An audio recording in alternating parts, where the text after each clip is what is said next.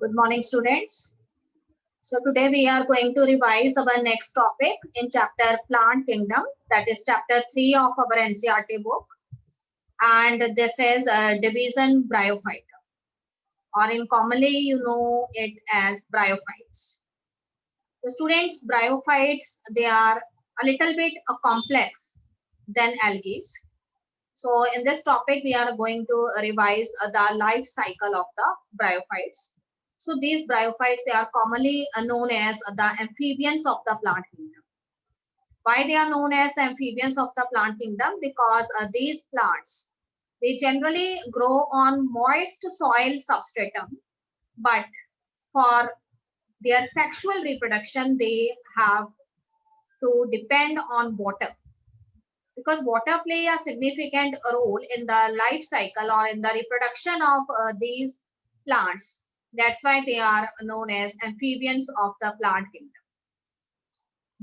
These bryophytes, they are adapted to a moist, humid, and damp places. So whenever you visit a hill station, you always met with these plants which are known as bryophytes. They are generally growing on the rock substratums or the moist rocks that are present on the river bank. So let us revise the topic bryophytes in detail. Yes, student, bryophytes includes two types. One is mosses and another is liverworts. And these bryophytes, they are generally growing in moist, shady areas in hills. They are also known as amphibians of the plant kingdom because they live in soil, or you can say moist and damp soil, but they are dependent on water for sexual reproduction. So their sexual stages cannot take place without water. That's why they are known as amphibians of the plant kingdom. And if we are talking about their habitat, as I have already discussed, they are generally growing in damp, humid, and shaded localities. One very important thing about these bryophytes is they play an important role in plant succession on bare rocks and soil. It is generally believed that the vegetation which first appears during the evolution of Earth on the surface of Earth, these are the lichens and the bryophytes. So these lichens and bryophytes, they grow on the rocks which are present on the surface of primitive Earth, and they produce certain specific type of acids. And because of these acids, the weathering of the rocks takes place. And as a result, after weathering, the rocks, they get converted into soil. And in this way, soil substratum, it gets ready for the growth of further vegetation that later appear during the evolution of Earth. So these bryophytes, they are broadly divided into two types, that is liverworts and mosses. So we will study about liverworts first. Yes, student, these liverworts, they also have a thallus-like body, but here the thallus is a little bit differentiated. And if we are talking about their habitat, they are generally growing in moist, shady habitats, generally at the banks of the streams, springs, rivers, marshy ground, damp soil, or some moist trees, and even they are also found deep in the woods or forest. So plant body of this liverwort is thallus-like, but thallus is a little bit differentiated. So here in the thallus, some leaf-like, stem-like, and root-like organs, they are generally visible. The thallus is dorso-ventrally flattened. That means the dorsal and ventral side of the thallus is easily visible to us, and it is attached with the substratum. It has a tight connections with the substratum. So when you try to pull it, they cannot easily pull from the substratum. And leafy members, they generally have leaf-like appendages. And these leaf-like appendages, they are present on two rows of stem-like structures. So here I have said that no true root, stem, or leaves are present, but instead of that, root-like, leaf-like, and stem-like structures, they are generally present in these liverworts. The student, here I have show you the picture of a common liverwort known as Markensia. So the thallus body of Markensia is much more differentiated. So you can see on the screen that the stem-like organs, leaf-like organs and root-like organs are present. So as these are not the true roots, you called them as rhizoids, and with the help of these rhizoids, they attached themselves with the substratum of the soil, of the moist rocks. And how you identify the stem-like organs? These stem-like organs, they have characteristic nodes and internodes.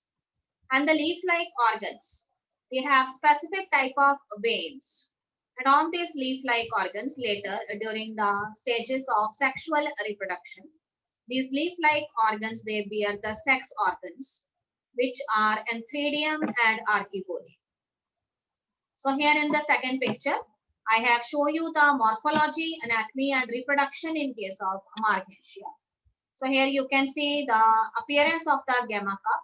These are the small cup-like structures which are generally present on the stem-like parts of the Markensia, and inside these cup-like structures, inside these gamma cups, what are present? Asexual buds or gametes are present.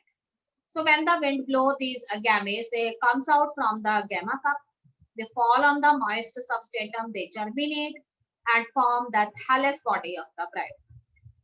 Here in the first picture, you can easily see the disc-like structures, which are generally developed on these leaf-like structures. These are known as the anthridiophores, and the male sex organ is present inside, which is known as antheridium. It is disc shape in generally, and the female sex organ, it is attached with the leaf-like substratum again, and this female sex organ is somewhat umbrella shape. It is archegonium, and or you can say archegoniophore. So here rhizoids are visible to you. These are the root-like structures. Then gamma cups are also present on these leaf-like or stem-like structures. So these gamma cups, they are generally involved in the method of asexual reproduction. Yes, student, now we are going to study in detail about reproduction in liverworts. So reproduction in liverworts takes place by both the methods. Asexual method, so here the fragmentation of the thallus takes place. And each fragment of the thallus is capable to form the entire plant body. And the second thing in asexual reproduction is by the formation of specialized structures, cup-like structures, which are known as gamma cup. And inside this gamma cup, gametes are present. So gametes are green multicellular asexual buds, and which develops in small receptacles, which are known as gamma cups. And these gamma cups, they are located on the thallus. So these gametes, which are present inside the gamma cup, they become detached from the parent body and they germinate to form new individuals. So in this way, the new thallus, a thalloid-like body of the bryophyte, came into existence. Yes, student, regarding the method of sexual reproduction, you must remember that the plant body of the bryophyte, it is haploid. That means one n number of chromosomes are present. And since this plant body, it start producing gametes, so that's why it is known as a gametophyte. So on this gametophyte, the sex organs, they later becomes visible. And the sex organs in bryophytes, they are generally multicellular.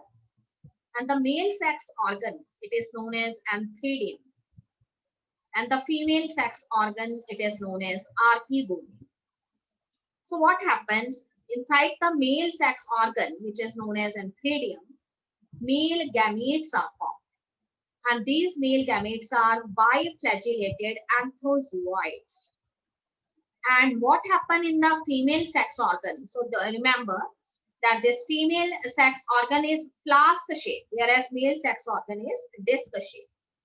So this female sex organ, which is a flask shape archegonia, inside the archegonia, a single egg is present. So these anthozoids, which develops inside the antheridium, after releasing from the antheridium, they fall into water. And by swimming through the water, they comes in contact with the neck of the archegonia. And here they enters into the archegonia and comes in contact with the egg cell. So by fusing with the egg cell, they form zygote. And this zygote is a diploid structure. Yes, student? The anthrazoid fuses with egg cell, forms zygote. Now what happened? This zygote, as I have discussed, is a diploid structure, but it do not undergo reductional division immediately. What happened? It produced a multicellular body, and that is known as a sporophyte. But this sporophyte is not free living. It is attached with the photosynthetic gametophyte, and it draws nourishment from the gamete. So what happened? Some cells of the sporophyte, they later undergoes a reductional division and meiosis and later form the spores. So I have already discussed that a zygote is formed. So what happened? The nucleus of this zygote, it finally enters into the sporophyte in the capsule. One thing I want to discuss here, that this sporophyte, it is well differentiated multicellular body having three parts: foot, seta, and capsule. With the help of foot, the sporophyte, it is attached with the gametophyte. And seta is the stalk-like structure which connects the foot with the capsule. And capsule is present at the top of the seta, and it is a lobed structure. So what happened? The zygote nucleus, it finally enters into the capsule. Here it undergoes meiosis, and as a result, the haploid spores are formed. And these spores, they later germinate and they form the gametophyte. So in this way, again, the plant body of this bryophyte, it is a gametophyte and it is haploid. So here the diploid phase is only seen in the form of a sporophyte, and it is a short-lived phase. So such type of life cycle, which is seen in case of liverworts of bryophytes, it is a haplodiplontic type of life cycle. Yeah, student, here you can see the method of reproduction in case of mosses. So you on the screen the sporophyte is visible to you. So this sporophyte is not free living, but it is attached with the gametophyte. And here you can see the root-like structures are present, which are known as rhizoids. Then this is the main axis, which can be considered as a stem because of the presence of nodes and internodes, and so many bunch of leaves are present, having characteristic venation. And on this gametophyte, which is photosynthetic, the sporophyte, it gets attached with the help of a structure that is present at its bottom, and it is known as a foot. Then there is a stalk-like structure which is known as a seta, and at the top capsule is present. So zygote nucleus enters into capsule, and what happened inside this capsule? It undergoes meiosis, and in this way spores they are formed. The student, here we are going to discuss reproduction in case of mosses. So reproduction in mosses, it takes place as the same method that we have studied in liverworts. So what happened in case of mosses?